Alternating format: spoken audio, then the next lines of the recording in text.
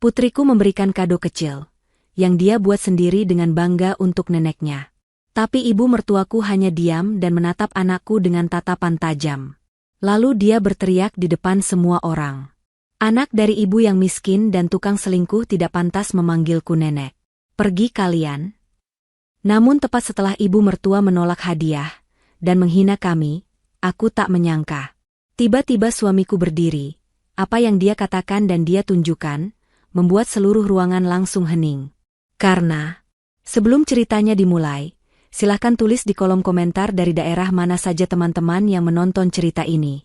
Jangan lupa like dan subscribe agar channel ini bisa semakin berkembang dan bisa mempersembahkan cerita yang lebih menarik lagi. Cermin besar di kamar tidur itu memantulkan bayangan seorang wanita yang tengah merapikan ujung jilbabnya. Olivia menatap pantulan dirinya sendiri dengan tatapan yang sulit diartikan. Ia mengenakan gamis berwarna pastel yang sederhana, tanpa payet berkilau atau sulaman benang emas yang mencolok. Baginya, pakaian itu sangat nyaman dan sopan. Namun ia tahu persis bahwa pakaian seperti ini akan menjadi bahan gunjingan di tempat yang akan ia tuju sebentar lagi. Hari ini adalah hari ulang tahun Ibu Sukma, ibu mertuanya, yang ke-60. Sebuah perayaan yang seharusnya penuh sukacita. Namun bagi Olivia, undangan itu terasa seperti panggilan menuju sidang pengadilan di mana ia sudah divonis bersalah sebelum melangkah masuk. Ilham, suaminya, muncul dari balik pintu kamar mandi dengan setelan jas yang rapi. Pria itu mendekati Olivia dan memegang bahunya dengan lembut. Ia bisa merasakan ketegangan di tubuh istrinya. Ilham tahu betul betapa beratnya bagi Olivia untuk hadir di acara keluarga besarnya. Selama 6 tahun pernikahan mereka, tidak pernah sekalipun Ibu Sukma atau Sinta, kakak perempuannya, bersikap ramah kepada Olivia. Di mata mereka, Olivia hanyalah wanita miskin yang beruntung dinikahi oleh Ilham, padahal kenyataannya jauh dari apa yang mereka duga. Ilham menghela napas panjang, mencoba menyalurkan kekuatan kepada wanita yang sangat dicintainya itu. Ia berbisik bahwa mereka hanya perlu bertahan beberapa jam saja demi menghormati ibunya, lalu mereka bisa segera pulang ke rumah mereka yang hangat dan tenang. Olivia tersenyum tipis, mencoba menghargai usaha suaminya. Ia tidak ingin Ilham merasa terjepit di antara dirinya dan ibunya. Selama ini, Olivia memilih diam dan mengalah. Ia menyembunyikan identitas aslinya sebagai pemilik saham mayoritas dari sebuah perusahaan teknologi rintisan yang kini bernilai miliaran rupiah. Ia melakukan itu semua demi menjaga ego suami dan kehormatan keluarga mertuanya yang sebenarnya sudah rapuh secara finansial. Olivia yang membiayai semuanya dari balik layar, namun membiarkan Ilham yang terlihat sebagai pahlawan. Sayangnya, kebaikan hati itu justru dianggap kelemahan oleh Ibu Sukma. Tiba-tiba, pintu kamar terbuka lebar. Rara, putri kecil mereka yang berusia 6 tahun, berlari masuk dengan wajah berbinar. Di tangannya, ia memegang sebuah kotak kecil yang dibungkus dengan kertas kado bergambar kartun beruang. Bungkusannya tidak rapi, penuh dengan selotip di sana-sini, khas pekerjaan tangan anak kecil. Namun, mata Rara berbinar penuh kebanggaan. Ia memamerkan kotak itu kepada ayah dan ibunya, mengatakan bahwa ia sudah menyelesaikannya. Di dalam kotak itu terdapat sebuah kalung yang Rara rangkai sendiri dari manik-manik plastik berwarna-warni. Bagi Rara, itu adalah harta karun yang paling berharga, dan ia tidak sabar memberikannya kepada nenek di hari ulang tahunnya. Melihat antusiasme Rara, hati Olivia terasa nyeri. Ia takut harapan polos anaknya akan dihancurkan oleh dinginnya sikap Ibu Sukma. Namun, ia tidak tega memadamkan semangat itu. Olivia berlutut, merapikan rambut Rara, dan memuji betapa indahnya kado tersebut. Ia berpesan agar Rara memberikannya dengan sopan nanti. Ilham pun ikut tersenyum, mengacak rambut putrinya dan berkata bahwa nenek pasti akan senang. Meskipun dalam hati kecilnya, Ilham sendiri ragu. Ia tahu tabiat ibunya yang selalu mengukur segala sesuatu dengan materi dan harga.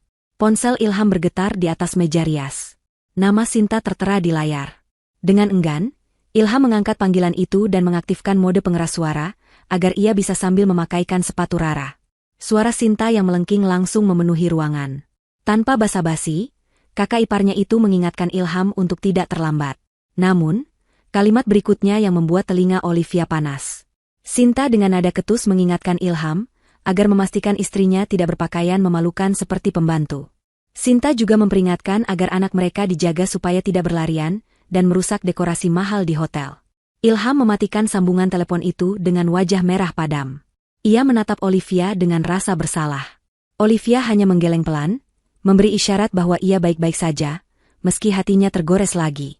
Ia sudah kebal dengan hinaan itu. Yang ia khawatirkan hanyalah Rara. Ia tidak ingin putrinya mendengar kata-kata kasar seperti itu. Mereka pun bergegas menuju mobil. Perjalanan menuju hotel berbintang tempat pesta diadakan terasa sangat hening. Rara sibuk memeluk kado kecilnya, sementara Ilham menggenggam tangan Olivia erat-erat sepanjang perjalanan, seolah berjanji bahwa ia akan menjadi tameng bagi istri dan anaknya malam ini. Sesampainya di lobi hotel, kemewahan langsung menyambut mereka. Lampu gantung kristal raksasa, karpet merah tebal, dan deretan mobil mewah tamu undangan menandakan betapa ambisiusnya Ibu Sukma menggelar pesta ini.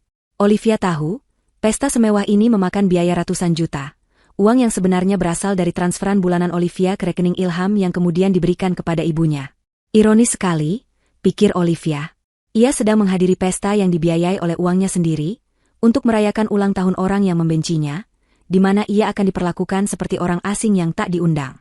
Ketika mereka melangkah masuk ke dalam ballroom, udara dingin pendingin ruangan langsung menerpa kulit. Wangi parfum mahal bercampur dengan aroma bunga segar. Ratusan tamu sudah hadir, mengenakan gaun malam berkilauan dan jas mahal. Saat Ilham, Olivia, dan Rara melangkah masuk, beberapa kepala menoleh. Bisik-bisik mulai terdengar. Olivia bisa merasakan tatapan menilai dari teman-teman sosialita Ibu Sukma. Mereka menatap gamis sederhana Olivia dengan tatapan merendahkan, lalu beralih menatap Rara yang memegang kado bungkusan koran dengan tatapan geli. Di ujung ruangan, di atas panggung pelaminan mini yang megah, Ibu Sukma duduk bak seorang ratu. Ia mengenakan kebaya penuh payet berkilau dan perhiasan emas yang mencolok di leher, telinga, dan pergelangan tangannya. Di sampingnya berdiri Sinta yang tak kalah heboh penampilannya. Ketika mata Ibu Sukma menangkap sosok Ilham, wajahnya berbinar sesaat, namun senyum itu langsung lenyap begitu ia melihat siapa yang digandeng Ilham. Tatapannya berubah dingin, seolah ia baru saja melihat noda kotor di atas kain sutra putih. Ilham mengajak anak dan istrinya mendekat untuk memberi salam. Namun, sebelum mereka sampai di hadapan Ibu Sukma, Sinta sudah menghadang dengan senyum palsu. Dengan suara yang cukup keras agar didengar orang-orang di sekitar, Sinta menyindir kedatangan mereka yang pas-pasan waktunya. Ia melirik sinis ke arah Olivia, lalu berbisik bahwa sebaiknya mereka duduk di meja paling belakang, dekat pintu dapur, agar tidak mengganggu pemandangan tamu VIP yang duduk di depan. Ilham hendak memprotes, tapi Olivia menahan lengannya. Ia tidak ingin membuat keributan di awal acara. Dengan sabar, Olivia menuntun Rara menuju meja yang ditunjuk Sinta, meja yang terpencil dan jauh dari pusat acara. Di sana, mereka duduk bertiga, terasing di tengah keramaian keluarga sendiri. Acara dimulai dengan kemegahan yang luar biasa. Seorang pembawa acara terkenal memandu jalannya pesta dengan suara lantang dan penuh semangat. Lampu sorot menari-nari di langit-langit ballroom, diiringi musik orkestra yang mengalun elegan. Makanan-makanan mewah mulai disajikan oleh para pelayan berseragam rapi. Namun, selera makan Olivia sudah hilang sejak ia melangkahkan kaki masuk ke ruangan ini. Ia hanya meminum air putih sambil sesekali menyuapi Rara yang tampak kagum dengan lampu-lampu hias. Rara tidak mengerti dinamika kejam yang sedang terjadi di sekelilingnya. Di matanya, ini adalah pesta ulang tahun nenek yang indah seperti di negeri dongeng. Tibalah saat yang paling dinantikan oleh Ibu Sukma, yaitu sesi pemberian hadiah. Ini bukan sekadar pemberian kado biasa, melainkan ajang pamer kekayaan bagi keluarga besar dan teman-teman sosialitanya. Satu persatu, anak, menantu, dan cucu-cucu dari kerabat lain dipanggil ke depan panggung. Mereka membawa kotak-kotak bermerek internasional. Ada yang memberikan tas tangan kulit seharga motor baru, ada yang memberikan set perhiasan berlian, bahkan ada kerabat jauh yang memberikan kunci mobil sebagai simbol hadiah. Setiap kali kado mewah dibuka atau disebutkan, tepuk tangan riuh membahana, dan wajah Ibu Sukma berseri-seri penuh kemenangan. Ia merasa diakui, ia merasa menjadi pusat dunia. Sinta, sebagai anak perempuan kesayangan, maju dengan gaya yang sangat dramatis. Ia membawa sebuah amplop besar yang dihias pita emas. Dengan menggunakan mikrofon, Sinta mengumumkan bahwa hadiahnya adalah tiket liburan kapal pesiar keliling Eropa untuk Ibu Sukma. Tamu undangan berdecak kagum. Ibu Sukma memeluk Sinta erat-erat, mencium pipi kanan dan kirinya, lalu memuji Sinta sebagai anak yang paling berbakti dan tahu cara membahagiakan orang tua. Sinta melirik ke arah meja Olivia dengan tatapan mengejek, seolah berkata bahwa Olivia tidak akan pernah bisa menandingi pemberiannya. Kini giliran keluarga Ilham. Pembawa acara memanggil nama Ilham dan keluarganya untuk naik ke panggung. Jantung Olivia berdegup kencang. Ia menggandeng tangan Rara, sementara Ilham berjalan di sisi mereka. Langkah mereka menuju panggung terasa sangat panjang. Ratusan pasang mata menatap mereka. Tidak ada tepuk tangan meriah seperti saat Sinta maju tadi, hanya keheningan canggung dan bisik-bisik halus. Penampilan mereka yang sederhana terlihat sangat kontras di bawah sorotan lampu panggung yang terang benderang. Sesampainya di depan Ibu Sukma, Ilham mencium tangan ibunya dan mengucapkan selamat ulang tahun. Ibu Sukma hanya mengangguk kaku tanpa menatap mata putranya. Olivia pun melakukan hal yang sama, mencium tangan mertuanya dengan takzim, namun Ibu Sukma segera menarik tangannya kembali seolah-olah ia jijik disentuh oleh Olivia. Hati Olivia mencelos, namun ia tetap mempertahankan senyum sopannya. Ia tidak boleh menangis di sini. Ia harus kuat demi Rara. Rara, yang tidak menyadari penolakan halus itu, melangkah maju dengan semangat. Ia berdiri tepat di depan kursi kebesaran neneknya. Dengan tangan mungilnya, ia menyodorkan kotak kado kecil yang ia bawa sejak dari rumah. Kotak itu terlihat sangat menyedihkan dibandingkan tumpukan kado mewah di meja sebelah. Kertas kadonya sedikit kusut karena dipeluk Rara terus-menerus, dan selotipnya tidak rapi. Namun, bagi Rara, itu berisi cinta yang tulus. Rara mendongak menatap wajah neneknya, lalu berkata dengan suara manis dan polos yang menggema melalui mikrofon yang dipegang pembawa acara di dekatnya. Ia berkata bahwa itu adalah kado spesial untuk nenek. Ia membuatnya sendiri selama 2 hari, karena ia ingin nenek punya kalung yang cantik. Rara tersenyum lebar, menampakkan gigi-giginya yang rapi, menunggu neneknya menerima kado itu dan memeluknya seperti yang ia lihat di film-film kartun. Seluruh ruangan hening menunggu reaksi Ibu Sukma. Ibu Sukma menatap kotak kecil di tangan Rara dengan tatapan yang sulit dilukiskan, campuran antara rasa malu, jijik, dan marah. Ia merasa dipermalukan di depan teman-teman kayanya, karena cucunya memberinya sampah. Bukannya menerima kado itu, Ibu Sukma justru mendengus kasar.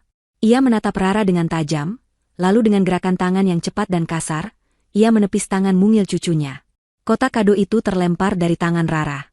Kotak itu jatuh ke lantai panggung yang keras, terbuka, dan isinya berhamburan keluar. Kalung manik-manik plastik berwarna-warni itu putus, butir-butir manik menggelinding ke segala arah di bawah kaki Ibu Sukma. Suara manik-manik yang beradu dengan lantai terdengar jelas, di tengah keheningan ruangan yang mencekam. Senyum di wajah Rara lenyap seketika. Bibirnya mulai bergetar. Ia menatap manik-manik hasil kerja kerasnya yang kini berserakan di lantai seperti sampah. Ia menatap neneknya dengan tatapan bingung dan terluka, tidak mengerti mengapa neneknya membuang hadiahnya. Air mata mulai menggenang di pelupuk mata Rara yang bulat. Olivia terkesiap. Naluri keibuannya menjerit. Ia hendak maju untuk memeluk anaknya, tapi keterkejutan membuatnya terpaku sesaat. Ilham mengepalkan tangannya kuat-kuat hingga buku-buku jarinya memutih. Ia tidak menyangka ibunya akan setega itu pada anak kecil, darah dagingnya sendiri. Namun, Ibu Sukma belum selesai. Ia tidak menunjukkan rasa penyesalan sedikitpun. Malah, ia merasa perlu untuk menegaskan posisinya agar tidak dianggap rendah oleh tamu undangan, karena memiliki cucu yang memberikan kado murahan. Ia berdiri dari kursinya, wajahnya merah pada menahan amarah yang sudah ia simpan lama terhadap menantunya. Ia merebut mikrofon dari tangan pembawa acara yang bengong. Tanpa mempedulikan Rara yang mulai terisak pelan, Ibu Sukma menatap tajam ke arah Olivia dan Ilham. Tatapannya penuh kebencian yang membara. Ia siap melontarkan kalimat yang akan menjadi awal kehancurannya sendiri, kalimat yang akan mengubah pesta ulang tahun ini menjadi medan perang. Ibu Sukma menarik napas panjang, bersiap untuk menghancurkan mental menantu dan cucunya di hadapan semua orang, tanpa menyadari bahwa tindakannya itu justru akan memicu badai yang tak pernah ia bayangkan sebelumnya. Keheningan di ruangan itu terasa begitu berat, seolah udara pun takut untuk bergerak, menanti ledakan amarah dari sang ratu pesta yang angkuh. Suara mikrofon yang berdenging tajam sesaat membuat semua orang menutup telinga. Namun itu tidak sebanding dengan rasa sakit yang akan dihujamkan oleh kalimat Ibu Sukma berikutnya.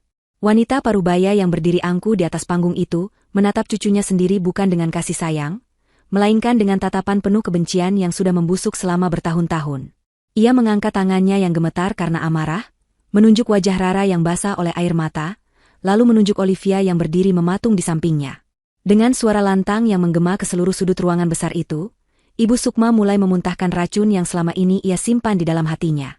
Ia berteriak di depan ratusan tamu undangan, bahwa ia tidak sudi menerima sampah dari anak kecil yang darahnya kotor.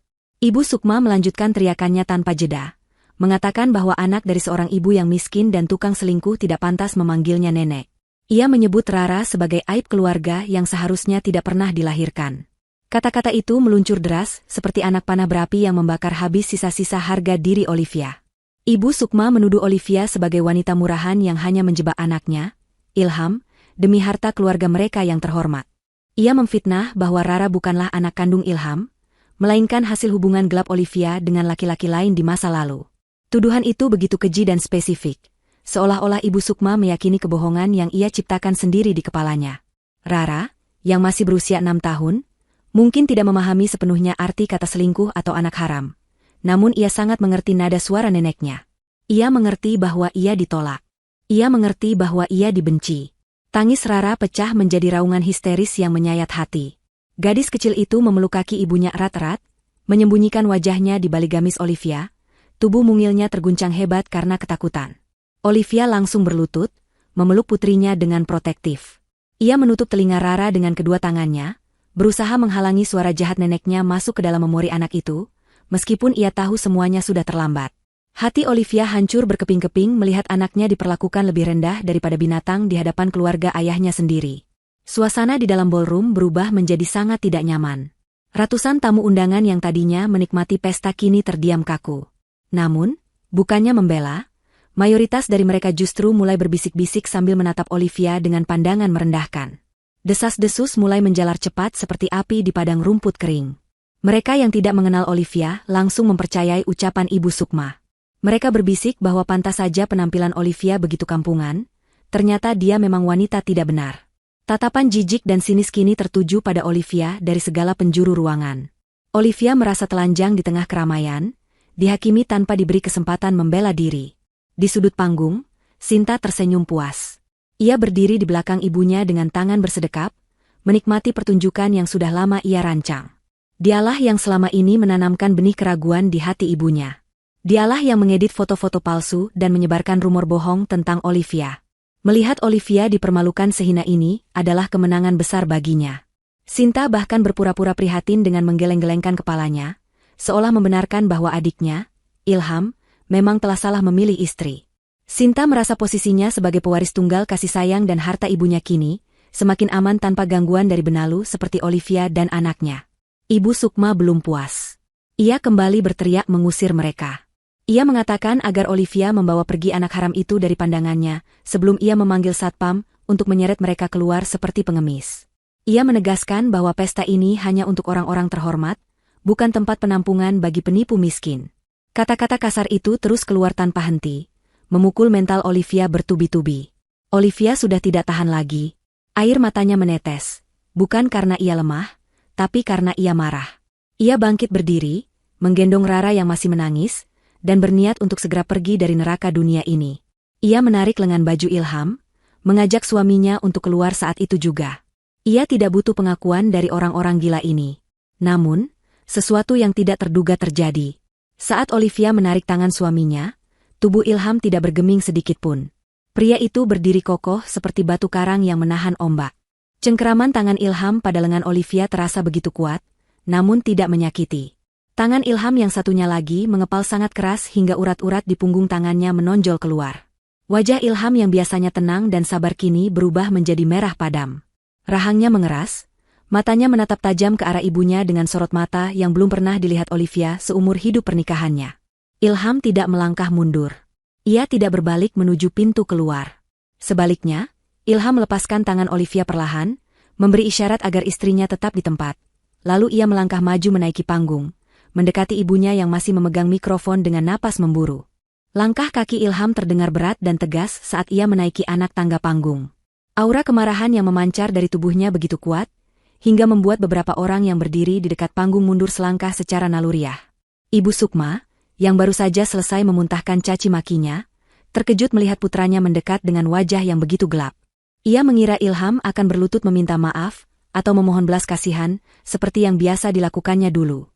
Namun, kali ini ia salah besar. Ilham tidak datang untuk memohon. Ilham datang untuk berperang. Tanpa mengucapkan sepatah kata pun, Ilham langsung merampas mikrofon dari tangan ibunya dengan gerakan kasar dan cepat. Gerakan tiba-tiba itu membuat Ibu Sukma tersentak mundur hampir terjatuh jika tidak ditahan oleh Sinta yang sigap menangkapnya. Suara dengingan umpan balik dari pengeras suara kembali terdengar, kali ini lebih panjang dan menyakitkan telinga, seolah mewakili jeritan kemarahan yang ada di dada Ilham. Seluruh ruangan menjadi hening seketika. Musik orkestra berhenti. Para pelayan berhenti menuangkan minuman. Semua mata tertuju pada sosok laki-laki di tengah panggung yang kini memegang kendali. Ilham berdiri tegak, napasnya terdengar berat di mikrofon, mengisi keheningan yang mencekam itu. Ia menatap ibunya, lalu menatap Sinta, dan terakhir menyapu pandangannya ke seluruh tamu undangan yang tadi mencemooh istrinya. Ilham mulai berbicara dengan suara yang rendah, bergetar menahan emosi, namun sangat jelas terdengar di setiap sudut ruangan. Ia bertanya kepada ibunya, apakah ibunya sadar apa yang baru saja dikatakannya. Ilham mengulang kembali tuduhan ibunya dengan nada bertanya yang tajam. Ia bertanya apakah benar ibunya menganggap Rara bukan cucunya. Ia bertanya apakah benar ibunya menuduh Olivia sebagai wanita murahan. Pertanyaan-pertanyaan itu bukan butuh jawaban, melainkan sebuah tantangan terbuka. Ibu Sukma, yang merasa otoritasnya ditantang di depan umum, berusaha merebut kembali dominasinya. Dengan wajah memerah karena marah dan malu, Ibu Sukma berteriak tanpa mikrofon, membenarkan semua tuduhannya. Ia menantang Ilham untuk membuka mata, mengatakan bahwa Sinta memiliki bukti foto Olivia bersama pria lain. Sinta, yang merasa namanya disebut, langsung maju ke depan. Dengan gaya dramatis, ia mengangkat ponselnya tinggi-tinggi, berteriak bahwa ia punya bukti foto perselingkuhan Olivia di galeri ponselnya. Ia berkata bahwa ia melihat dengan mata kepalanya sendiri Olivia masuk ke hotel dengan pria tua. Sinta berusaha meyakinkan tamu undangan bahwa Ilham telah dibutakan oleh cinta dan guna-guna wanita berhijab itu. Suasana semakin panas. Tamu-tamu kembali berbisik, seolah mendapatkan tontonan drama gratis yang seru. Olivia di bawah panggung hanya bisa menggelengkan kepala sambil mendekap Rara. Ia tahu itu semua fitnah, tapi ia tidak punya suara di sini. Namun, Ilham di atas panggung justru tertawa. Tawa Ilham terdengar sumbang dan mengerikan. Itu bukan tawa bahagia, melainkan tawa sinis dari seseorang yang sudah muak dengan kebodohan di sekitarnya. Ilham berhenti tertawa, lalu menatap kakaknya dengan tatapan meremehkan. Ia berkata bahwa jika Sinta punya bukti sampah seperti itu, maka ia punya kebenaran yang mutlak. Ilham merogoh saku jas dalamnya dan mengeluarkan sebuah flash disk berwarna hitam. Ia berjalan menuju meja operator audiovisual yang berada di samping panggung. Petugas operator yang ketakutan melihat ekspresi Ilham segera menyingkir, membiarkan Ilham mencolokkan flash disk itu ke laptop yang terhubung ke layar proyektor raksasa di belakang panggung. Ibu Sukma dan Sinta bingung melihat apa yang dilakukan Ilham. Mereka tidak menyangka Ilham akan senekat ini. Sinta mulai merasa gelisah, keringat dingin mulai membasahi pelipisnya. Ia mencoba berteriak meminta Ilham turun, mengatakan bahwa Ilham hanya akan mempermalukan diri sendiri. Tapi Ilham tidak peduli. Jarinya menari di atas papan ketik laptop, mencari berkas yang sudah ia persiapkan. Ilham memegang mikrofon lagi, matanya menatap lurus ke arah lensa kamera yang merekam acara itu, seolah ia sedang berbicara kepada dunia. Ilham berkata bahwa ia sudah lama menunggu momen ini. Ia mengaku bahwa selama ini ia diam bukan karena ia bodoh, tapi karena ia sedang mengumpulkan bukti untuk melindungi keluarganya dari ular berbisa yang tinggal satu atap dengannya. Ia berkata bahwa ibunya menginginkan bukti tentang asal-usul Rara, maka ia akan memberikannya malam ini juga. Ia berkata bahwa ibunya ingin bicara tentang kemiskinan dan kekayaan, maka ia akan mengupas tuntas kulit palsu yang selama ini menutupi kebusukan keluarga ini. Ilham menekan tombol enter dengan keras. Layar proyektor raksasa di belakang panggung yang tadinya menampilkan tayangan slide foto masa muda Ibu Sukma, kini berkedip dan berubah menjadi hitam sesaat. Semua orang menahan napas, leher mereka jenjang menjulur ke depan, penasaran dengan apa yang akan ditampilkan. Ketegangan di ruangan itu begitu padat hingga rasanya bisa diiris dengan pisau. Sinta mencoba berlari ke arah meja operator untuk menghentikan Ilham. Tapi Ilham mengangkat tangannya, memberikan tatapan membunuh yang membuat langkah Sinta terhenti seketika. Cahaya dari proyektor mulai menyorot, menampilkan sebuah dokumen resmi dengan kop surat sebuah rumah sakit ternama. Itu adalah awal dari badai yang akan menghancurkan kesombongan Ibu Sukma dan Sinta hingga ke akar-akarnya.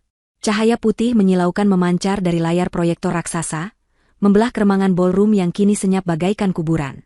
Di layar itu terpampang sebuah dokumen digital yang diperbesar ukurannya, sehingga bahkan tamu yang duduk di barisan paling belakang pun bisa membacanya dengan jelas.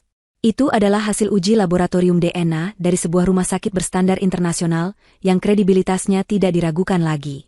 Di bagian atas dokumen tertulis nama Ilham sebagai ayah terduga dan nama Rara sebagai anak, sedangkan di bagian paling bawah, sebuah angka persentase dicetak dengan huruf tebal berwarna merah yang seolah menampar wajah semua orang yang melihatnya. Angka itu adalah 99,9%, sebuah angka mutlak yang menyatakan bahwa Rara adalah darah daging Ilham yang sah, tanpa keraguan sedikit pun. Ilham membiarkan dokumen itu terpampang selama beberapa saat, membiarkan fakta ilmiah itu meresap ke dalam benak setiap orang di ruangan tersebut, terutama ibunya. Ia menatap Ibu Sukma yang kini berdiri kaku dengan mulut sedikit terbuka, matanya melotot menatap layar seolah tidak percaya dengan apa yang dilihatnya. Ilham kemudian berbicara dengan suara yang tenang namun menusuk tulang, menjelaskan bahwa ia melakukan tes ini bukan karena ia meragukan kesetiaan Olivia, melainkan karena hasutan jahat yang setiap hari ditiupkan oleh Sinta ke telinganya dan telinga ibunya. Ia menceritakan bagaimana ia harus mengambil helai rambut putrinya sendiri secara diam-diam saat Rara tertidur. Sebuah tindakan yang membuatnya merasa jijik pada dirinya sendiri, karena sempat membiarkan racun keraguan keluarganya mempengaruhi pikirannya. Ilham menegaskan bahwa hasil tes ini adalah bukti nyata betapa busuknya hati mereka yang tega menuduh seorang anak kecil yang tidak berdosa sebagai anak haram, hanya demi memuaskan ego kebencian mereka. Namun Ilham belum selesai. Ia tahu bahwa Sinta masih memegang kartu fitnah tentang perselingkuhan Olivia. Tanpa memberi kesempatan bagi Sinta untuk menyela, Ilham menekan tombol di laptopnya untuk mengganti tampilan layar. Gambar hasil tes DNA menghilang, digantikan oleh sebuah tampilan antarmuka aplikasi pesan singkat yang sangat familiar bagi semua orang. Itu adalah tangkapan layar percakapan WhatsApp dari ponsel Sinta. Judul percakapan itu terpampang jelas dengan nama kontak Edi Photoshop. Gumam kaget mulai terdengar dari para tamu undangan ketika mereka membaca isi pesan yang ditampilkan secara berurutan di layar besar tersebut. Dalam percakapan itu, terlihat jelas pesan dari Sinta yang mengirimkan foto wajah Olivia yang diambil dari media sosial, lalu mengirimkan foto seorang pria tua tak dikenal di sebuah lobi hotel.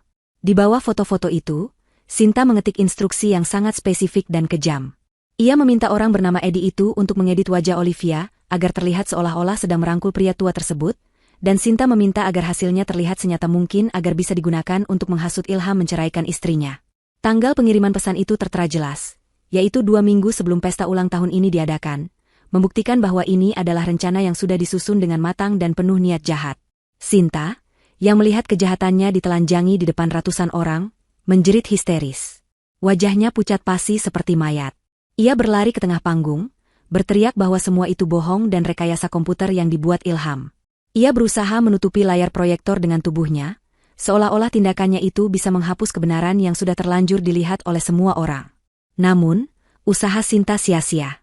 Tamu undangan kini menatapnya dengan pandangan jijik. Bisik-bisik yang tadinya menyudutkan Olivia kini berbalik menyerang Sinta.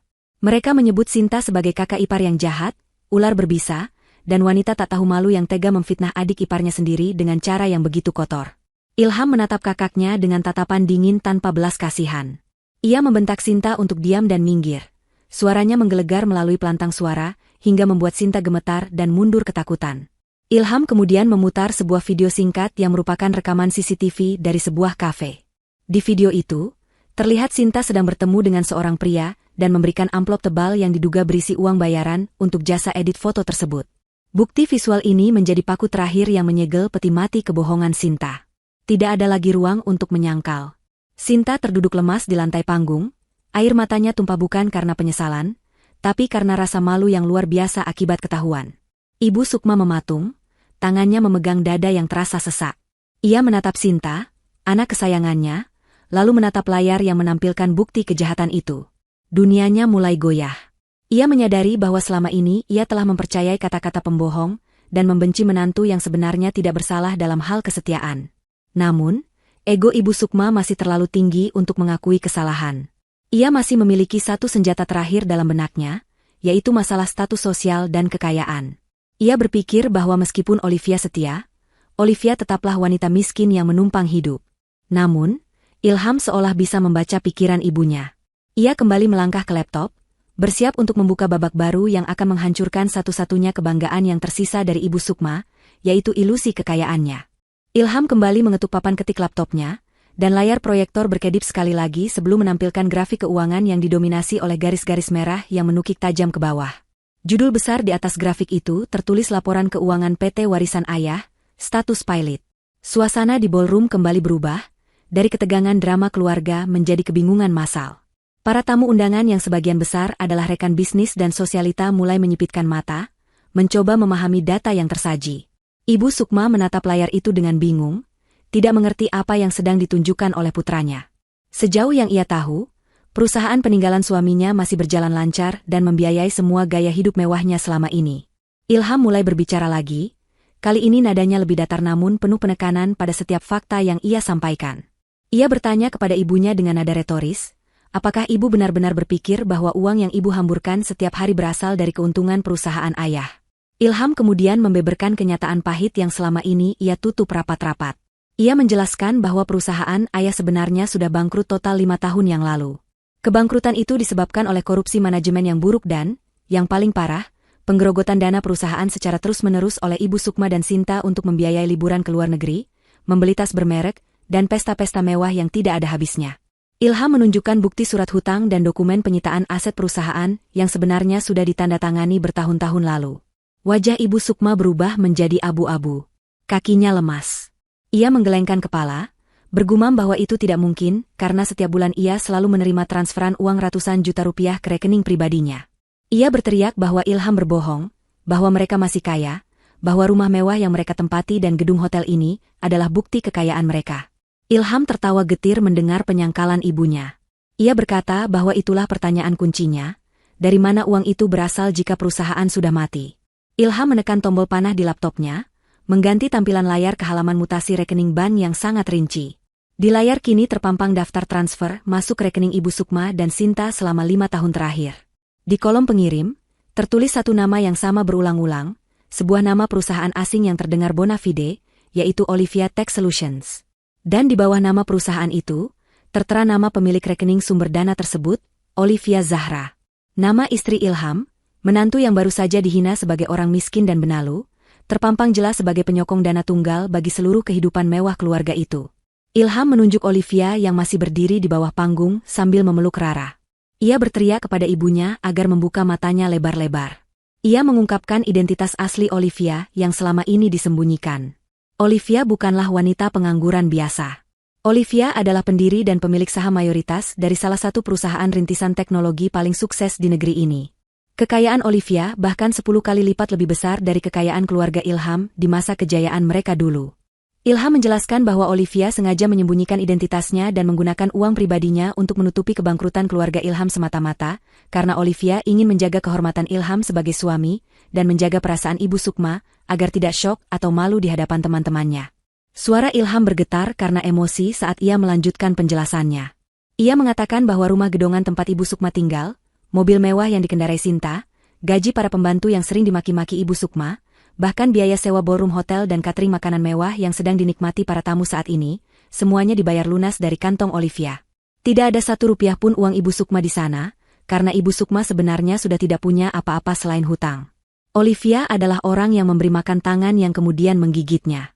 Olivia adalah orang yang memayungi mereka dari hujan badai kebangkrutan, namun justru diludahi dan diusir seperti pengemis.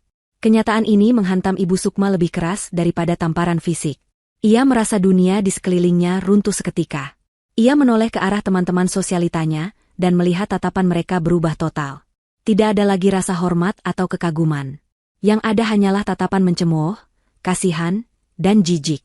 Mereka berbisik-bisik bahwa ternyata Ibu Sukma hanyalah orang kaya baru palsu yang hidup dari belas kasihan menantu yang dihinanya. Label, sosialita, yang selama ini dibanggakan Ibu Sukma hancur lebur dalam hitungan detik, digantikan oleh label, parasit tak tahu diri. Rasa malu yang dirasakan Ibu Sukma begitu hebat, hingga ia merasa ingin tanah membelah dan menelannya hidup-hidup saat itu juga. Ilham mengambil tumpukan kertas yang merupakan cetakan bukti-bukti transfer dan tagihan kartu kredit Ibu Sukma yang sudah dibayar Olivia. Ia berjalan mendekati ibunya yang kini berdiri gemetar seperti orang kena stroke. Dengan gerakan penuh kemarahan, Ilham melemparkan tumpukan kertas itu ke udara, membiarkannya berhamburan menghujani wajah Ibu Sukma dan Sinta.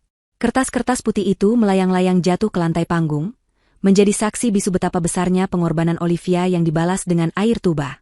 Ilham menatap ibunya tepat di manik matanya dan mengucapkan kalimat yang mematikan, bahwa mulai detik ini, keran uang itu ditutup selamanya. Ia menyatakan bahwa Ibu Sukma telah menghina satu-satunya orang yang menyelamatkan hidupnya, dan kini Ibu Sukma harus menanggung akibatnya.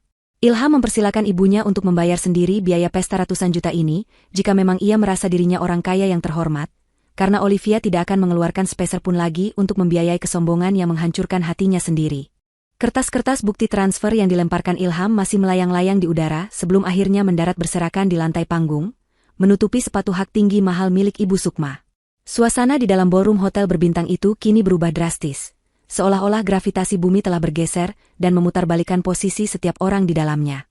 Beberapa menit yang lalu, Ibu Sukma berdiri tegak sebagai ratu pesta yang angkuh, memandang rendah semua orang dari ketinggian egonya, sementara Olivia hanyalah objek hinaan yang tersudut di pojok ruangan. Namun kini, naskah drama kehidupan itu telah ditulis ulang oleh kebenaran yang menyakitkan. Ibu Sukma berdiri mematung dengan tubuh gemetar hebat, wajahnya yang tertutup lapisan bedak tebal kini tampak retak oleh guratan ketakutan dan rasa malu yang tak tertahankan. Ia menatap nanar pada lembaran kertas di kakinya, bukti tak terbantahkan bahwa wanita yang baru saja ia sebut miskin dan tak bermartabat adalah satu-satunya tiang penyangga yang mencegah atap hidupnya runtuh menimpanya. Para tamu undangan, yang sebagian besar adalah kaum sosialita bermulut tajam dan rekan bisnis yang mementingkan citra, mulai bereaksi. Jika sebelumnya mereka menatap Olivia dengan pandangan merendahkan, kini tatapan itu berbalik arah menyerang Ibu Sukma dan Sinta bagaikan ribuan jarum beracun. Bisik-bisik yang tadinya samar kini terdengar semakin jelas dan menyakitkan. Mereka mulai mencemooh Ibu Sukma sebagai wanita tua yang tidak tahu diri, seorang parasit yang hidup mewah dari keringat menantu yang dihinanya. Terdengar celetukan pedas dari meja barisan depan yang mengatakan betapa memalukannya sikap Ibu Sukma yang berlagak kaya raya padahal aslinya bangkrut total. Reputasi yang dibangun Ibu Sukma selama puluhan tahun dengan susah payah, hancur lebur hanya dalam hitungan menit menjadi debu yang tidak berharga. Ia bisa merasakan penghakiman massal itu menusuk kulitnya, membuatnya merasa telanjang dan hina di tengah kemewahan palsu yang ia pamerkan. Di tengah kekacauan emosional itu, Olivia melakukan pergerakan. Ia tidak berteriak marah, ia tidak membalas makian dengan makian, dan ia tidak menunjukkan ekspresi kemenangan yang sombong. Olivia justru terlihat sangat tenang, sebuah ketenangan yang memancarkan aura kekuatan yang jauh lebih mengintimidasi daripada teriakan siapapun. Ia menyerahkan Rara ke dalam gendongan ilham, mengecup kening putrinya sekilas untuk menenangkannya, lalu merapikan jilbabnya dengan gerakan anggun. Perlahan namun pasti, Olivia melangkah menuju tangga panggung. Suara langkah kakinya yang beradu dengan lantai marmer terdengar ritmis dan tegas di tengah keheningan ruangan yang mencekam. Setiap langkah yang diambil Olivia seolah menekan dada Ibu Sukma semakin sesak. Orang-orang secara otomatis membelah jalan, memberikan ruang bagi sang pemilik kekuasaan yang sesungguhnya untuk lewat. Tidak ada lagi yang berani menatapnya dengan pandangan sinis. Yang ada kini hanyalah tatapan segan, takut, dan rasa ingin tahu yang besar. Sesampainya di atas panggung, Olivia berdiri berhadapan langsung dengan ibu mertuanya. Jarak di antara mereka hanya 1 meter, namun jurang perbedaan martabat di antara mereka terasa bermil-mil jauhnya. Ibu Sukma, yang biasanya selalu mendongakkan dagu saat bicara pada Olivia, kini menunduk, tidak berani menatap mata menantunya. Tubuh wanita tua itu menyusut, bahunya merosot, kehilangan segala kegagahan yang ia miliki sebelumnya. Olivia menatap wanita di hadapannya itu dengan tatapan datar, tanpa kebencian yang meledak-ledak, namun penuh dengan kekecewaan yang mendalam. Ia meraih mikrofon yang tergeletak di meja podium, lalu berbicara dengan suara yang lembut namun tegas, sebuah intonasi yang membuat setiap orang di ruangan itu menahan napas untuk mendengarkan. Olivia memulai perkataannya dengan menyapa Ibu Sukma, bukan dengan panggilan kasar, melainkan tetap dengan sebutan ibu yang sopan, yang justru membuat tamparan moral itu terasa semakin keras. Olivia berkata bahwa selama 6 tahun ia menjadi bagian dari keluarga ini, ia tidak pernah sekalipun meminta untuk dihormati secara berlebihan. Ia tidak pernah meminta pujian atas uang yang ia berikan, ia tidak pernah menuntut ucapan terima kasih saat ia melunasi hutang-hutang judi Sinta, dan ia tidak pernah mengeluh saat gajinya digunakan untuk membelikan tas-tas mahal yang kini dipajang Ibu Sukma. Olivia menjelaskan bahwa ia melakukan semua itu karena satu alasan sederhana, yaitu cintanya kepada Ilham. Ia mencintai suaminya, dan karena itu ia berusaha memuliakan ibu yang melahirkan suaminya, seburuk apapun perlakuan sang ibu kepadanya. Ia berharap bahwa dengan kesabaran dan keikhlasan, suatu hari nanti hati batu Ibu Sukma akan luluh. Namun, lanjut Olivia dengan suara yang mulai mengeras, kesabaran manusia memiliki batas. Dan batas itu telah dilanggar hari ini dengan cara yang paling keji. Olivia menunjuk ke arah Rara yang masih sesenggukan di pelukan Ilham. Ia berkata bahwa ia bisa menahan diri jika dirinya yang dihina, dimaki, atau diperlakukan seperti pembantu.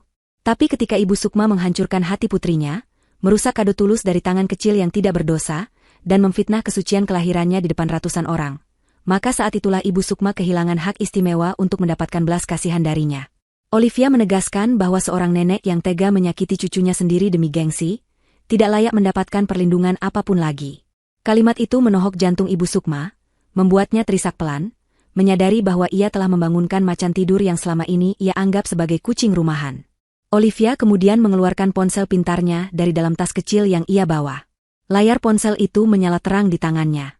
Ia berkata kepada semua orang bahwa pesta ini, kemewahan ini, dan status sosial palsu ini harus diakhiri sekarang juga. Ia tidak ingin uang hasil kerja kerasnya digunakan untuk membiayai panggung di mana anaknya dipermalukan.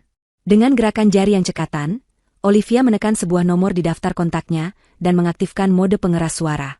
Ia mendekatkan ponsel itu ke mikrofon agar seluruh ruangan bisa mendengar percakapan yang akan terjadi. Terdengar nada sambung 2 kali, sebelum akhirnya suara berat seorang pria menjawab di ujung sana. Itu adalah suara Pak Hadi, pengacara sekaligus manajer keuangan pribadi Olivia. Tanpa basa-basi, Olivia memberikan instruksi yang jelas dan mematikan. Ia meminta Pak Hadi untuk memblokir semua akses kartu kredit tambahan yang dipegang oleh Ibu Sukma dan Sinta detik ini juga.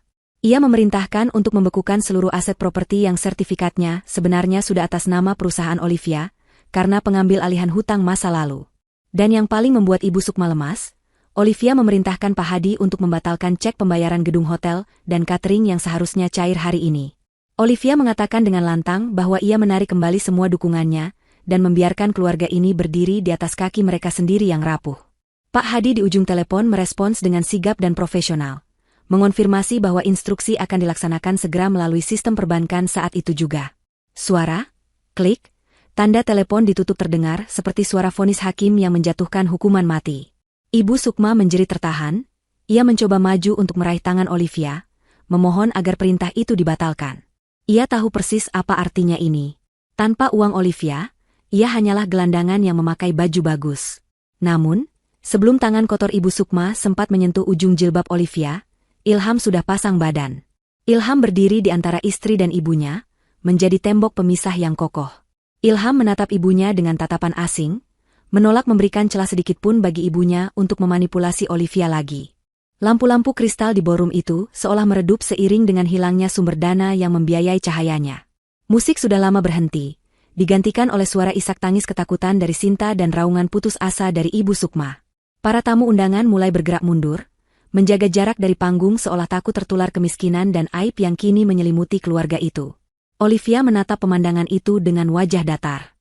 Tidak ada rasa puas yang berlebihan, hanya rasa lega yang luar biasa karena beban rahasia yang ia pikul selama bertahun-tahun akhirnya terangkat. Ia telah memutus rantai yang mengikat lehernya, dan kini ia bebas. Namun bagi Ibu Sukma, ini baru permulaan dari mimpi buruk yang panjang. Realita kejam dunia yang selama ini ia hindari dengan uang orang lain, kini siap menghantamnya tanpa ampun. Hukuman atas kesombongan Ibu Sukma datang lebih cepat dari yang dibayangkan siapapun, tidak menunggu hari atau jam, melainkan langsung terjadi dalam hitungan menit setelah Olivia menutup teleponnya. Pintu utama ballroom yang megah tiba-tiba terbuka lebar dengan kasar. Masuklah seorang pria parubaya mengenakan setelan jas formal berwarna hitam dengan wajah yang sangat serius dan tidak bersahabat. Ia adalah manajer umum Hotel Bintang 5 tersebut, diiringi oleh 4 orang petugas keamanan berbadan tegap dan 2 orang staf administrasi yang membawa mesin EDC, elektronik data capture, serta tumpukan berkas tagihan. Langkah mereka cepat dan terarah, membelah kerumunan tamu yang serta-merta menyingkir memberi jalan. Aura profesionalisme yang dingin namun mengancam terpancar dari rombongan manajemen hotel itu, menandakan bahwa urusan bisnis telah berubah menjadi masalah serius. Manajer hotel itu langsung naik atas panggung tanpa permisi, mengabaikan etika pesta karena bagi pihak hotel, pesta ini sudah dianggap bermasalah. Ia berdiri di hadapan Ibu Sukma yang masih terguncang, lalu dengan suara lantang yang bisa didengar oleh tamu-tamu di barisan depan, ia menyampaikan kabar buruk. Manajer itu berkata bahwa sistem pembayaran hotel baru saja menerima notifikasi pembatalan sepihak atas kartu kredit utama yang digunakan untuk menjamin acara ini. Ia menjelaskan bahwa cek pelunasan yang dijadwalkan cair hari ini telah ditolak oleh bank penerbit dengan alasan pemblokiran dana oleh pemilik rekening, yaitu Ibu Olivia. Oleh karena itu, sesuai prosedur perusahaan yang ketat, pihak hotel menuntut pelunasan tunai atau pembayaran via kartu lain sekarang juga sebesar 550 juta rupiah. Jika tidak dilunasi dalam waktu 10 menit, pihak hotel akan memanggil polisi atas tuduhan penipuan jasa dan akan menahan semua penyelenggara acara di tempat. Wajah Ibu Sukma yang tadinya pucat kini berubah menjadi seputih kertas. Angka 500 juta rupiah terdengar seperti angka astronomi yang mustahil ia capai. Ia panik luar biasa. Tangan gemetarnya merogoh tas tangan kecil bertahtakan kristal yang ia bawa, mengeluarkan dompet kulit mahalnya, dan menarik keluar tumpukan kartu kredit berwarna emas dan platinum. Dengan histeris, ia menyodorkan kartu-kartu itu kepada manajer hotel, berteriak bahwa ia akan membayarnya, bahwa ia orang kaya dan tidak mungkin menipu. Staf hotel dengan sigap menerima kartu itu dan menggeseknya di mesin edisi yang mereka bawa. Semua mata tertuju pada layar kecil mesin tersebut, menunggu vonis elektronik yang akan keluar. Mesin itu berbunyi beep panjang yang menyakitkan. Staf hotel menggelengkan kepala dan mengatakan, "Declined," atau ditolak. Ibu Sukma berteriak menyuruh coba lagi dengan kartu yang lain. Kartu kedua digesek. Ditolak. Kartu ketiga. Ditolak. Kartu keempat. Ditolak. Semua kartu kredit itu adalah kartu tambahan yang induknya berada di rekening Olivia, dan sesuai instruksi Olivia beberapa menit lalu, semuanya sudah menjadi sampah plastik tak berguna.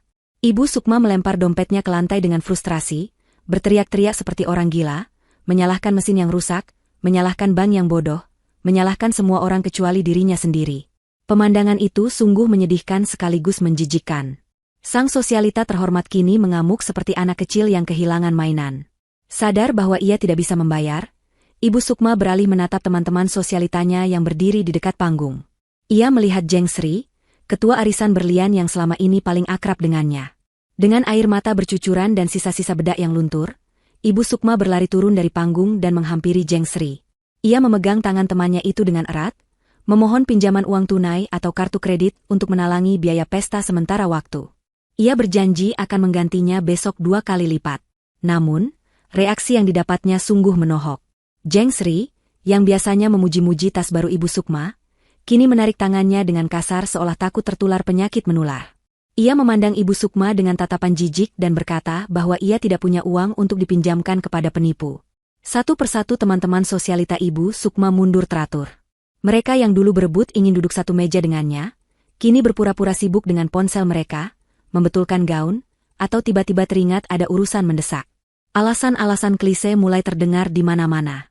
"Maaf Jeng, suami saya telepon suruh pulang. Aduh, anak saya sakit, saya lupa matikan kompor." Dalam hitungan menit, terjadi eksodus massal. Para tamu undangan berbondong-bondong menuju pintu keluar, meninggalkan Ibu Sukma yang berdiri sendirian di tengah ruangan luas itu sambil memanggil-manggil nama mereka dengan putus asa. Ia baru saja belajar pelajaran paling pahit dalam hidupnya, bahwa teman yang datang karena uang akan pergi saat uang itu hilang. Tidak ada loyalitas di antara para penjilat. Di tengah kehancuran pesta itu, pintu ballroom kembali terbuka, namun kali ini bukan tamu yang datang, melainkan 3 orang petugas kepolisian berseragam lengkap. Mereka masuk dengan wajah tegas, didampingi oleh seorang pria berpakaian sipil yang tak lain adalah auditor independen yang disewa Ilham diam-diam. Polisi itu tidak menuju ke arah Ibu Sukma, melainkan langsung menuju ke arah Sinta yang sedang berusaha menyelinap kabur lewat pintu samping dapur. Salah satu polisi berteriak memanggil nama Sinta, memerintahkannya untuk berhenti. Sinta membeku, kakinya gemetar hebat hingga ia tidak sanggup melangkah lagi. Polisi itu mendekat dan membacakan surat perintah penangkapan. Sinta didakwa atas kasus penggelapan dana perusahaan, pemalsuan dokumen keuangan, dan penipuan terencana yang telah dilaporkan oleh Ilham berdasarkan bukti-bukti audit forensik yang lengkap.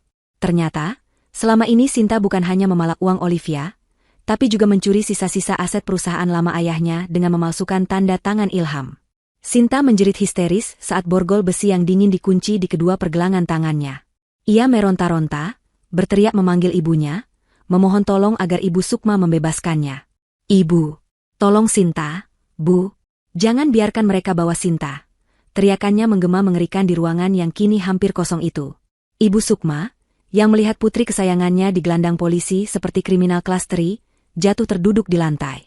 Kakinya tidak lagi sanggup menopang berat tubuh dan beban kenyataan yang menghimpitnya. Ia ingin menolong Sinta, tapi ia sendiri tidak berdaya. Ia bahkan tidak bisa menyelamatkan dirinya sendiri dari tagihan hotel, apalagi menyelamatkan anaknya dari hukum.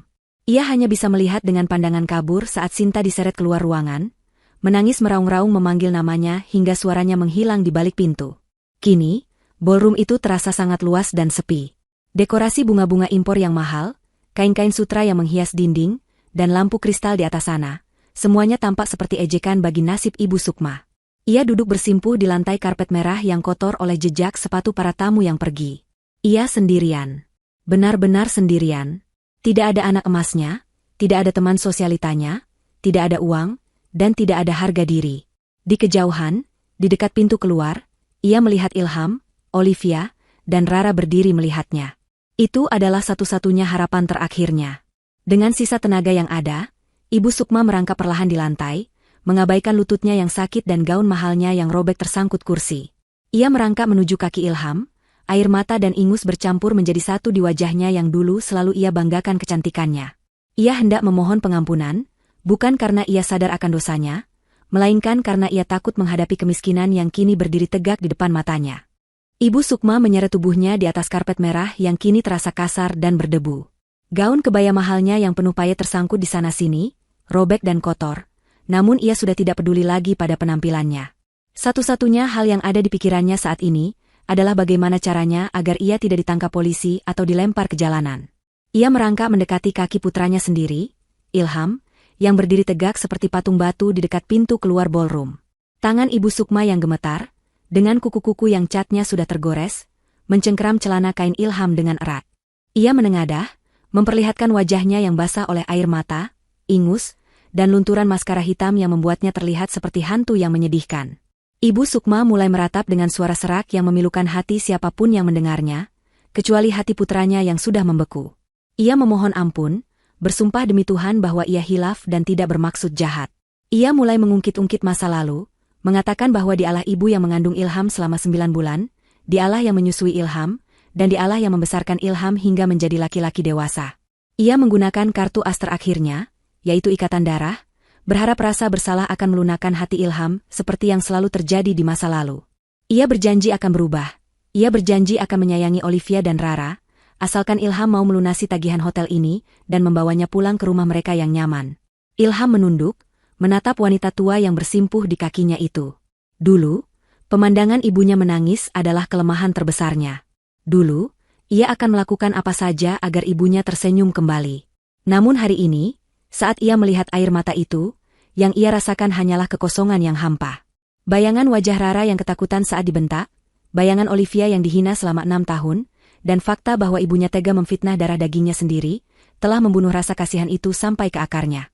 Ilham menyadari bahwa air mata ibunya bukanlah air mata penyesalan yang tulus, melainkan air mata manipulasi dari seorang egois yang takut kehilangan kenyamanan hidupnya. Perlahan namun tegas, Ilham membungkuk sedikit, bukan untuk memeluk ibunya, melainkan untuk melepaskan cengkeraman tangan ibunya dari celananya. Jari jemari Ibu Sukma yang menolak melepaskan pegangan itu dipaksa terbuka satu persatu oleh Ilham. Gerakan itu sangat simbolis, menandakan putusnya ketergantungan parasit yang selama ini menggerogoti hidup keluarga kecil Ilham. Setelah terlepas, Ilham mundur selangkah, menciptakan jarak fisik yang nyata di antara mereka.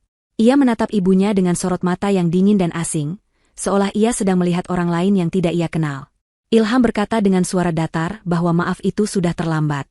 Ia mengatakan bahwa ia sudah memberikan segalanya untuk ibu. Ia sudah memberikan uang, rumah, kehormatan, bahkan ia membiarkan istrinya mengalah bertahun-tahun demi ego ibu. Tapi ibu justru membalasnya dengan racun. Ilham menegaskan bahwa ia bukan lagi anak kecil yang bisa ibu takut-takuti dengan dosa durhaka. Baginya, dosa terbesar adalah membiarkan istri dan anaknya terus-menerus disakiti oleh orang yang seharusnya melindungi mereka. Ilham berkata bahwa ibu sendiri yang mengajarkan bahwa kemiskinan adalah hal yang menjijikan dan orang miskin tidak layak dihormati. Sekarang, Ilham mengembalikan pelajaran itu kepada ibu. Saat ini ibu tidak punya apa-apa, jadi nikmatilah rasa dihina dan ditinggalkan seperti yang ibu lakukan pada Olivia.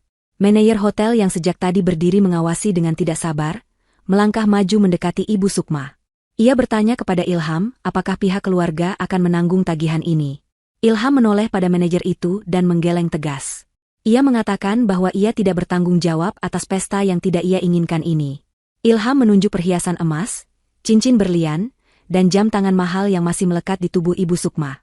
Ia menyarankan manajer hotel untuk menyita semua perhiasan itu sebagai jaminan pembayaran, atau membiarkan polisi memproses hukumnya jika nilainya masih kurang. Ilham menegaskan bahwa ia mencuci tangan sepenuhnya dari urusan ini.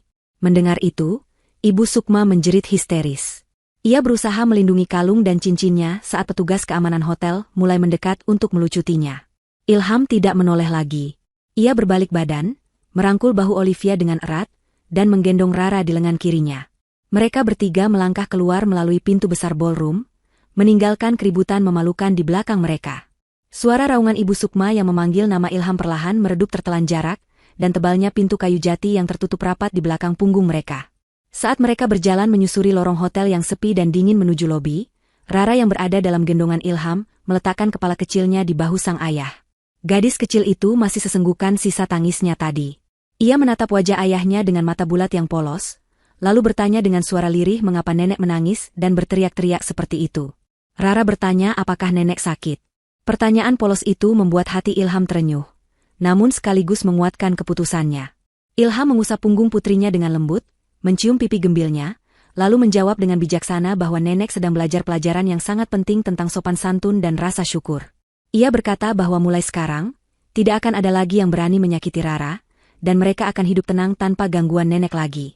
Olivia menggenggam tangan Ilham semakin erat, menyalurkan rasa terima kasih tanpa kata. Malam itu, di bawah langit kota yang gelap, mereka melangkah menuju mobil dengan perasaan lega yang luar biasa, seolah baru saja terbebas dari penjara yang mengurung jiwa mereka selama bertahun-tahun. 6 bulan telah berlalu sejak malam bencana di pesta ulang tahun itu, dan roda kehidupan telah berputar 180 derajat bagi semua orang yang terlibat. Di sebuah kawasan perumahan elit yang tenang dan asri, sinar matahari pagi menerobos masuk melalui jendela kaca besar di sebuah rumah bergaya minimalis modern. Di dapur yang bersih dan hangat, Olivia sedang menyiapkan sarapan nasi goreng kesukaan Rara, sementara Ilham sedang menyeduh kopi sambil membaca berita di tabletnya. Suara tawa Rara terdengar dari ruang tengah. Gadis kecil itu sedang bermain dengan kucing Persia baru yang mereka adopsi. Tidak ada lagi teriakan, tidak ada lagi sindiran pedas, dan tidak ada lagi ketegangan yang membuat dada sesak. Rumah ini adalah istana pribadi mereka yang dibeli dengan uang hasil kerja keras Olivia.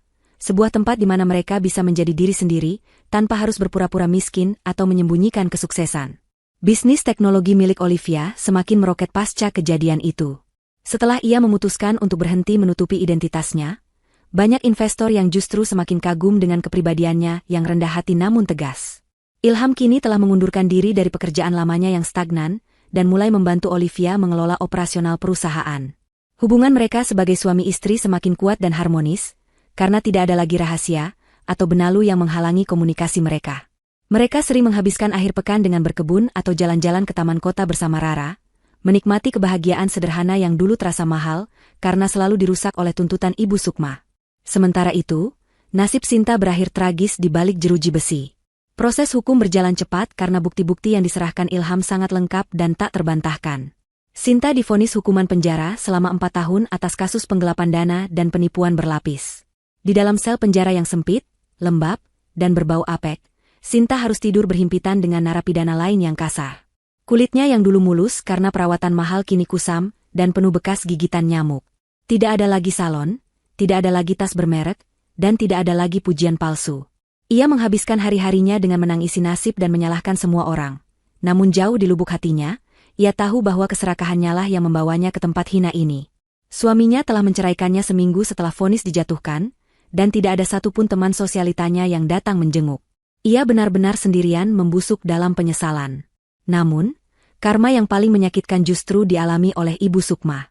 Setelah semua asetnya disita oleh bank dan pihak hotel untuk melunasi hutang pesta dan tunggakan kartu kredit, ia terusir dari rumah mewahnya tanpa membawa apa-apa selain beberapa potong pakaian bekas. Teman-teman sosialitanya memblokir nomor teleponnya, dan saudara-saudara jauhnya menutup pintu karena takut dimintai uang. Kini, Ibu Sukma tinggal di sebuah kontrakan petak sempit di gang kumuh pinggiran kota. Atap seng kontrakan itu bocor saat hujan dan terasa seperti oven saat matahari terik. Dindingnya tipis, sehingga ia bisa mendengar suara pertengkaran tetangga dan tangisan bayi sepanjang malam yang membuatnya tidak bisa tidur. Untuk menyambung hidup, wanita yang dulu jijik menyentuh debu itu, kini harus bekerja sebagai buruh cuci gosok bagi tetangga-tetangganya yang kasar. Tangan halusnya kini kasar dan pecah-pecah karena deterjen murah. Punggungnya yang tua sering sakit, karena harus membungkuk berjam-jam mencuci pakaian kotor orang lain. Setiap kali ia berjalan ke warung untuk membeli beras literan, ia sering mendengar orang-orang berbisik mencemoohnya sebagai nenek gila hormat yang kualat. Penghinaan yang dulu sering ia lontarkan kepada Olivia, kini berbalik menghantam wajahnya setiap hari dengan intensitas yang lebih parah. Suatu sore yang panas, saat Ibu Sukma sedang duduk melamun di teras kontrakannya yang kotor, ia melihat sebuah mobil mewah melintas pelan di jalan raya seberang gang. Kaca mobil itu sedikit terbuka, dan ia bisa melihat sekilas sosok di dalamnya. Itu adalah Ilham yang sedang menyetir, dengan Olivia duduk di sampingnya tertawa bahagia, dan Rara di kursi belakang sedang bernyanyi riang. Mobil itu terlihat begitu berkilau, memancarkan aura kebahagiaan dan kesuksesan yang menyilaukan mata tua Ibu Sukma.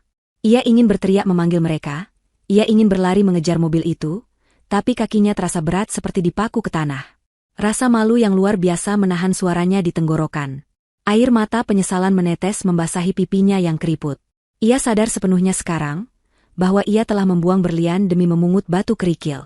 Ia memiliki menantu sebaik Olivia yang bisa menjamin masa tuanya hidup bak raja, tapi ia sia-siakan hanya karena kesombongan yang bodoh. Ia memiliki cucu semanis Rara yang bisa menghiburnya, tapi ia tolak hingga menyakiti hati anak itu.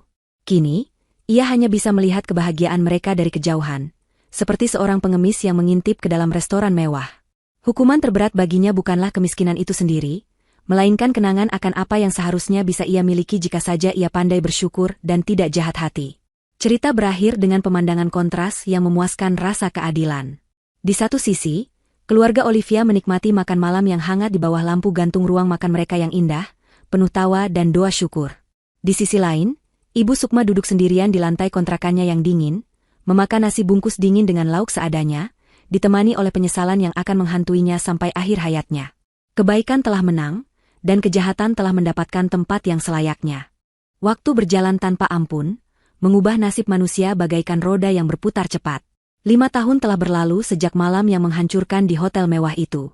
Di sebuah galeri seni bergengsi di pusat kota Jakarta, kerumunan wartawan dan pencinta seni sedang berkumpul. Spanduk besar terpampang di depan gedung bertuliskan pameran tunggal seniman cilik, Rara Anindya.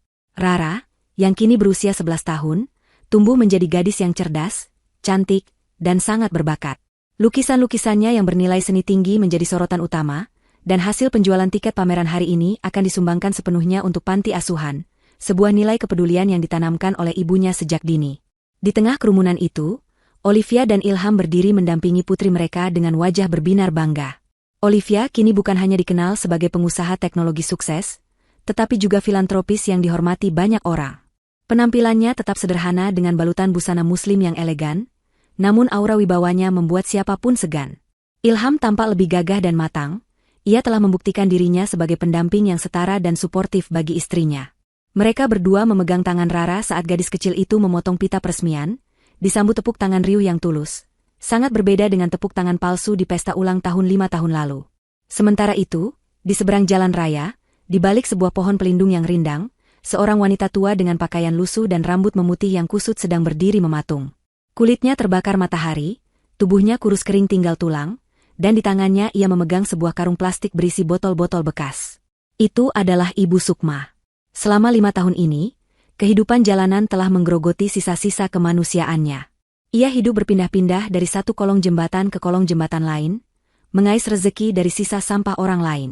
Tidak ada lagi teman arisan, tidak ada lagi Sinta yang masih mendekam di penjara, dan tidak ada lagi harga diri. Mata rabun Ibu Sukma menatap nanar ke arah gedung galeri. Ia melihat spanduk wajah cucunya. Ia mengenali senyum itu, senyum yang dulu ia hina dan ia tolak. Hatinya bergetar hebat. Rasa rindu bercampur penyesalan yang teramat dalam menyeruak di dadanya. Ia melihat Ilham, putranya, berjalan keluar gedung menuju mobil mewah yang sudah menunggu di lobi. Dorongan hati yang tak terbendung membuat Ibu Sukma nekat melangkah menyeberangi jalan, mengabaikan klakson kendaraan yang memaki-makinya. Ia ingin sekali saja memanggil nama anaknya, ingin sekali saja mendengar suara Ilham memanggilnya, Ibu. Namun, langkah Ibu Sukma terhenti oleh seorang petugas keamanan berbadan tegap yang menghalanginya mendekat ke area VIP. Petugas itu membentak Ibu Sukma, mengira ia adalah pengemis yang hendak mengganggu tamu penting.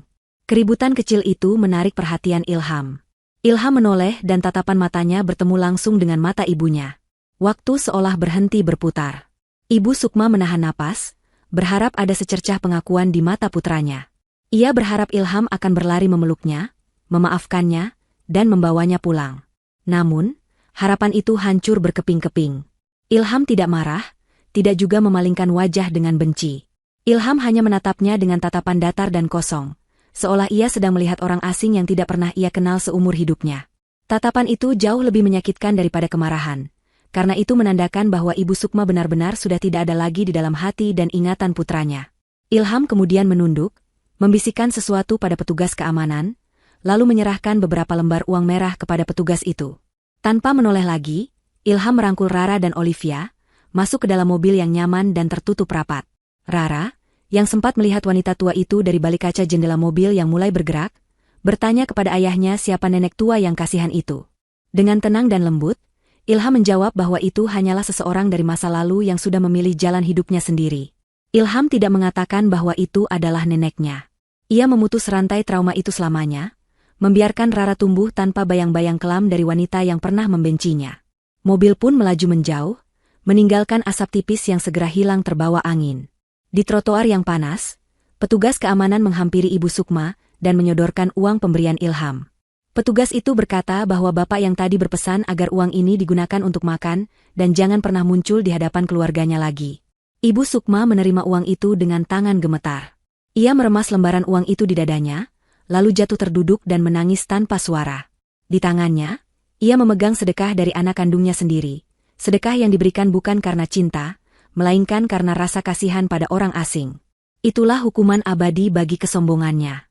Di tengah keramaian kota Jakarta yang bising, Ibu Sukma akhirnya menyadari bahwa ia benar-benar sendirian di dunia ini, terlupakan dan terhapus dari kehidupan orang-orang yang dulu mencintainya.